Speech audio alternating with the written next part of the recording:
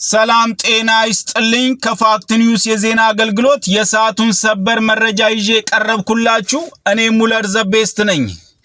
በየሰዓታቱ ልዩነት ሰበር መረጃዎች እየወጡ ስለሆነ የሚወጡ ሰበር መረጃዎች ቀድመው ለእናንተ እንዲደርሷችሁ የዩቲዩብ ቻናሌን ሰብስክራይብ በማድረግ የደውል ምልክቷን መጫን አትዘንጉ እያልኩ ወደ መረጃው ሳልፍ ከእንግሊዙ ዘ ጋርዲያን በተገኘ መረጃ መሰረት ኢራን ለመጀመሪያ ጊዜ በቱርክ ላይ የሚሳኤል ጥቃት መፈጸሟ ታውቋል።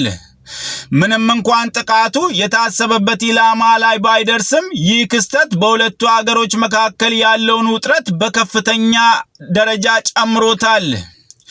በተጨማሪም በሊባኖስ የሚገኘው ሄዝቦላና እስራኤል መካከል ያለው ውጊያ ተባብሶ እስራኤል ከአየር ድብደባው በተጨማሪ እስከ አፍንጫው የታጠቀ እግረኛ ሰራዊት ወደ ሊባኖስ ልታስገባ ዝግጅቷን ጨርሳለች።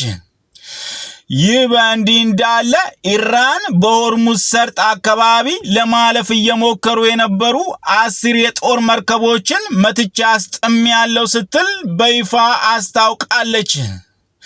በሌላ በኩል ከዋሽንግተን ፖስት በተገኘ መረጃ መሰረት የአሜሪካ ሚሳኤል መከላከያ ስርዓቶች እያለቁ በመሆናቸው ዶናልድ ትራምፕ በቢሊዮን ዶላር የሚገመት በጀት ለማውጣት ጥያቄ ማቅረባቸው ታውቋል።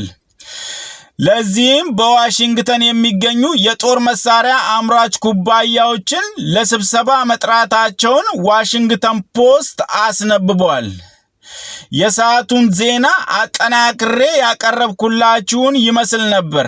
ደግመን በሌላ ዜና እስክንገናኝ ቸርን ሰንብት እያልን የአክብሮት ሰላምታዬ የአየር ሞገዱን ሁሉ አሳብሮ ወደ እናንተ ይድረስ የምለው እኔ ሙለር ዘቤስት ነኝ። ሰላም ለሀገራችን፣ ሰላም ለዓለማችን።